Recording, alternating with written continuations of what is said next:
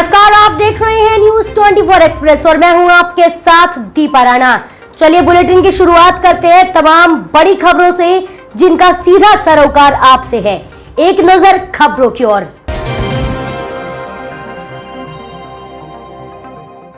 मुरैना जिले की दिमनी विधानसभा में उपचुनाव की तैयारी को देखते हुए भाजपा नेता एवं विधायक का आज दिमनी में गुंजबधा गांव में दिमनी के पूर्व विधायक एवं कृषि राज्य मंत्री मध्य प्रदेश सरकार गिरिराज दंडोतिया का ग्रामीणों ने भारी विरोध किया। विधायक को ग्रामीणों ने काले झंडे दिखाए एवं वापस जाओ के नारे लगाए। जब प्रशासन को खबर मिली तो गाँव में पहुँचकर लोगों को समझाया, तब कहीं ग्रामीण शांत हुए। राजधानी रायपुर में जारी टोटल लॉकडाउन के बीच आम जनता को नियमों का पालन कराने आज जयसम चौक से 50 से अधिक बुलेट और अन्य बाइक में सवार होकर पुलिसकर्मी सड़कों पर निकले हैं, जिसमें एएसपी, सीएसपी और थाना प्रभारियों के साथ 100 से अधिक पुलिस वाले शामिल हैं। ये सभी पुलिसकर्मी गली मोहल्लों में जाकर लाउडस्पीकर के जरिए पेट्रोलिंग करेंगे, क्योंकि गलियों में लोग बेवजह घूमने निकल जाते हैं और भीड़ इकट्ठा करते हैं। यह सिलसिला अगले 5 दिनों तक जारी रहेगा। शहर अतिरिक्त पुलिस अधीक्षक लखन पटेल ने बताया कि कोरोना संक्रमण की चेन को तोड़ने के लिए रायपुर में 1 सप्ताह का लॉकडाउन लगाया गया है। पिछले लॉकडाउन में हमने देखा था कि मुख्य सड़कों पर भीड़ नियंत्रित रहती है, लेकिन गली मोहल्लों पर लोग अनावश्यक भीड़ लगाकर बैठे रहते हैं। इसलिए लॉकडाउन के दूसरे दिन नियमों का पालन कराने के लिए 50 से अधिक बाइक पेट्रोलिंग पर रवाना की गई हैं। बाइक में सवार होकर जवान गली मोहल्लों में अनावश्यक बैठने वाली भीड़ को नियंत्रित करेंगे। समझाइश देने के बावजूद अगर भीड़ नजर आती है तो निश्चित तौर पर उनके खिलाफ कार्यवाही की जाएगी। साथ ही आने वाले 5 दिनों तक बाइक पेट्रोलिंग में लाउडस्पीकर के जरिए लॉकडाउन के नियमों का पालन भी कराया जाएगा।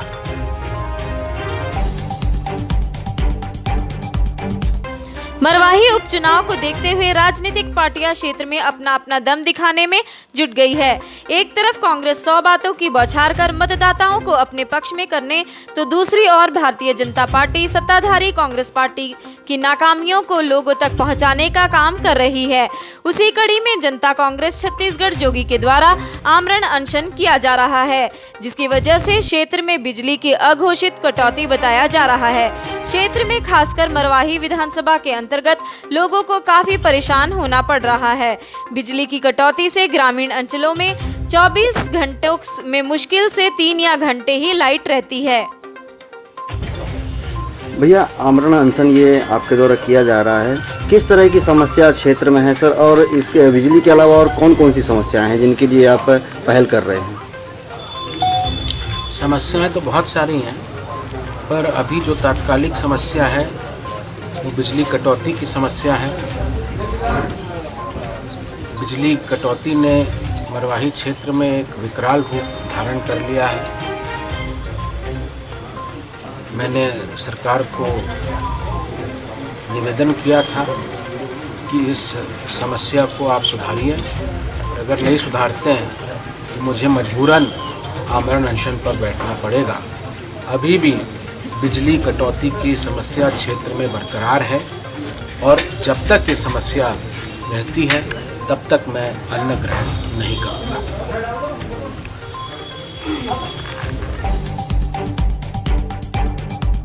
गुरुवार की दोपहर झांसी में कांग्रेस के पूर्व केंद्रीय मंत्री प्रदीप जैन आदित्य अपने साथियों के साथ महोबा व्यापारी के परिजनों से मिलने व सांत्वना देने जा रहे थे। जैसे ही सरकार पहुंचे तो उन्हें पुलिस द्वारा रास्ते में रोक लिया गया। उन्हें हिरासत में लेकर मौरानीपुर कोतवाली लाया गया। पूर्व केंद्रीय मंत्री ने वर्तमान सरकार पर निशाना साधते हुए प्रदेश में जंगल राज होने की बात कही और प्रदेश की कानून व्यवस्था पर सवाल उठाए।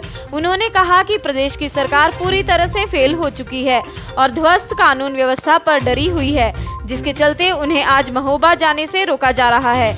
यह बहुत ही निंदनीय कार्य है। यहाँ रोक लिया गया और हमें झांसी से ही इस तरह का लग रहा था और हम लोग शांति पूर्वक केवल हम लोग 2 लोग जा रहे थे और जाने के बाद हमारे साथ हमारे प्रिंस भाई भी थे और कोई राजनीतिक उसका रूप नहीं था। तो ऐसे में सकरार में पहले रोका गया और फिर सकरार से, चूँकि सकरार से मौरानीपुर लाया गया। तो हम तो यही चाहते हैं, वही हमने अभी थाना अध्यक्ष जी से भी कहा और वरिष्ठ पुलिस अधीक्षक से भी कहा कि हम लोग सिर्फ उनके घर पर, उनके जो बुंदेलखंड में एक प्रथा है, जो एक कहावत है, फेरा करने हम लोग जाना चाहते हैं, क्योंकि हम उनकी जो जान गई है, न केवल उससे व्यापारियों में आक्रोशित है, न अकेले केवल एक समाज आक्रोशित है, पूरा का पूरा बुंदेलखंड उत्तर प्रदेश आक्रोशित है। तो क्या आप जा पा रहे हैं उनसे मिलने के, नहीं जा पा रहे? हम पूरे कोशिश करेंगे, क्योंकि आज उत्तर प्रदेश एक ऐसा प्रदेश बन गया जिसमें औसतन प्रतिदिन 10 से ज़्यादा हत्याएं हो रही, महिला अत्याचार हो रहे, व्यापारी लुट रहे। अगर हम देखें तो मेरठ में दुकान में घुस के गोली मार दी, गाजियाबाद के अंदर, लखनऊ के अंदर अपराध चरम अवस्था पे है। और ऐसे में हमारे मुख्यमंत्री जी इस पर जो उन्हें रणनीति बनाना चाहिए वो रणनीति नहीं बना रहे। ध्यान भटकाने के लिए पूरे देश के अंदर कहीं रिया का मुद्दा चल जाता, कभी कंगना का मुद्दा चल जाता, लेकिन उन्हें उत्तर प्रदेश के सबसे बड़े सूबे में, जहां लोग एक ओर कोरोना से मर रहे, दूसरी ओर अपराधियों से मर रहे, ऐसे में उन्हें देखना चाहिए और एक अलग से पूरी मॉनिटरिंग करना चाहिए कि इस तरह की घटना ना हो। और इससे तो उनकी नीयत और नीति समझ में आती है। हम बैठने जा रहे हैं और बैठने जाने नहीं दिया जा रहा, ये वास्तव में दुर्भाग्यपूर्ण है। आज़ाद हिंदुस्तान में ऐसी घटना। ऐसा ही मामला अमेठी जनपद के विकासखंड जामो के हरगांव ग्राम पंचायत का है, जहां एक साथ प्रधानमंत्री आवास के 3 लाभार्थी जिलाधिकारी अमेठी की जनसुनवाई में पहुंचे। तीनों लोगों ने एक साथ शपथ पत्र के साथ जनसुनवाई में शिकायत की। तीनों शिकायतकर्ताओं का आरोप है उनके नाम से जारी प्रधानमंत्री आवास में मिलने वाली धनराशि से ग्राम प्रधान ने 20,000 रुपए ले लिया है, जबकि आवास निर्माण में मिलने वाली मजदूरी का भुगतान भी हमें नहीं मिला। उसे भी ग्राम प्रधान व पंचायत सचिव मिलकर हड़पना चाहते हैं। क्या नाम है? दुर्गा प्रसाद। कहाँ घर है? गाँव बड़े दिन। आज आप लोग जिलाधिकारी यहाँ शिकायत करने आए हैं, क्या है पूरा मामला? साहब जो कॉलोनी मिला तो ये कॉलोनी में 20,000 ही ले लिया है, और उधर जो की लेबर कोड भी ले लिया है, मजदूरी जो यही के लिए आवा। कौन ले लिया है? ये तस्लीम प्रधान। आप लोगों ने इसकी शिकायत कहीं पे की? साहब आज पहला चांस है करने आए हैं। और पंडित। कहाँ घर है? हरगांव। ये आप लोग जिलाधिकारी के यहाँ हैं, क्या है समस्या आपकी? निवास मिला था, उसकी मजदूरी और नगद लिए थी, जब लिया है। कौन लिया है? प्रधान लिए हैं। क्या कार्रवाई चाहते हैं आप? उचित न्याय चाहते हैं जो भी। क्या नाम है? दिवाकर पाल। कहाँ घर है? हरगांव।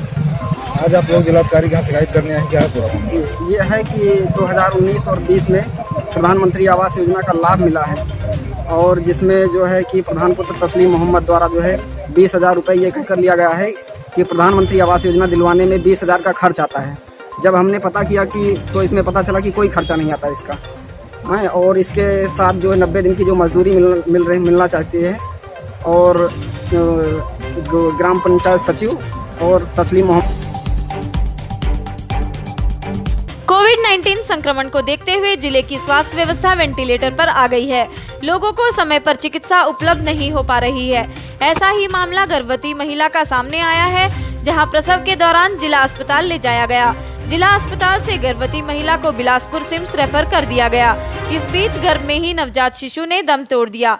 बिलासपुर सिम्स में भी केवल जांच कर इन्हें दोबारा गुरेला भेज दिया गया, जहां विगत 24 घंटे से इलाज के लिए बैठे थे ग्रामीण, परंतु उन्हें इलाज नहीं मिल पाया। नवजात शिशु के गर्भ में ही मृत्यु हो जाने के कारण महिला के परिजनों ने निजी अस्पताल की शरण ली। मरवाही उपचुनाव नजदीक होने के कारण विभाग के कोई भी अधिकारी किसी भी मामले में कैमरे का सामना नहीं करते हैं। इस मामले में जब block medical officer Amar Singh सेद्राम से बात की गई तो उन्होंने बताया महिला को पूर्व में ही बिलासपुर रेफर कर दिया गया था। रेफर करने के बाद हमारी जिम्मेदारी खत्म हो जाती है। मामले को पूर्व विधायक मरवाही अमित जोगी के संज्ञान में लाया गया। उन्होंने इस कृत्य की निंदा की है। पुनिया भाई, क्या समस्या हुई आपके साथ, बताएंगे थोड़ा? पेट बच्चा नहीं खेल रहा। अच्छा, पेट में बच्चा खत्म हो गया, फिर उसके बाद आप कहाँ गए इलाज करवाने के लिए? संतुरिया सेंटोरियम आए, फिर वहाँ से क्या बोले वो आपको एडमिशन दिए, वो रखे? कागज में दिखाओ जो हुआ आपके साथ। हाँ वो बताइए। रेफर कर दिए है ना? कहाँ रेफर किए? बिलासपुर। आप लोग बिलासपुर गए, वहाँ पे क्या हुआ आपके साथ? वहाँ क्या हुआ? वहाँ एडमिशन लिए कि नहीं लिए? आपको जगह दिए वहाँ कि नहीं दिए? नहीं दिए। नहीं दिए। ये जांच करिस। हाँ अंते जाओ कहे। अच्छा, फिर उसके बाद आप लोग यहाँ आए गौरेला हाँ। स्वास्थ्य केंद्र में, है ना? हाँ। तो यहाँ क्या कह रहे हैं ये लोग? यहाँ रात भर कहीं सोवो, हाँ सवेरे देखेंगे, सवेरे कहीं बच्चा नहीं है तो क्या करेंगे? अच्छा, तो अभी आपका कहाँ जाने का मन है? कहाँ जाएंगे आप? क्या करेंगे अगर यहाँ पे आपको इलाज नहीं मिल रहा है तो? वहाँ लोकल हॉस्पिटल का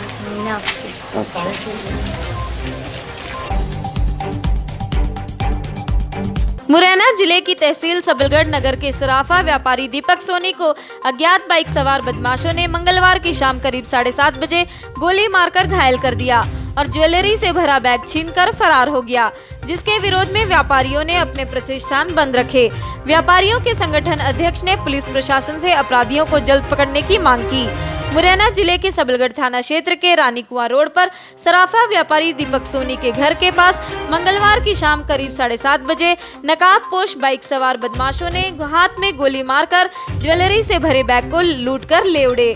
घटना के बाद आज बुधवार को सभी व्यापारियों के संगठन के निर्देश पर नगर के बाजार पूर्णतः बंद रहे तथा व्यापारियों ने रैली निकालकर संतर नंबर 1 में धरना प्रदर्शन किया जा रहा है। व्यापारियों के बीच मुरैना अतिरिक्त पुलिस अधीक्षक पहुंचे तो व्यापारियों ने अतिरिक्त पुलिस अधीक्षक महोदय से अनुरोध किया कि बदमाशों को जल्द से जल्द पकड़ा जाए, जिस पर व्यापारियों से कहा पुलिस पूरी कोशिश कर रही है और अपराधियों को जल्द पकड़ लिया जाएगा। अभी ये सबलगढ़ में लूट को अंजाम दिया गया है डकैतों द्वारा।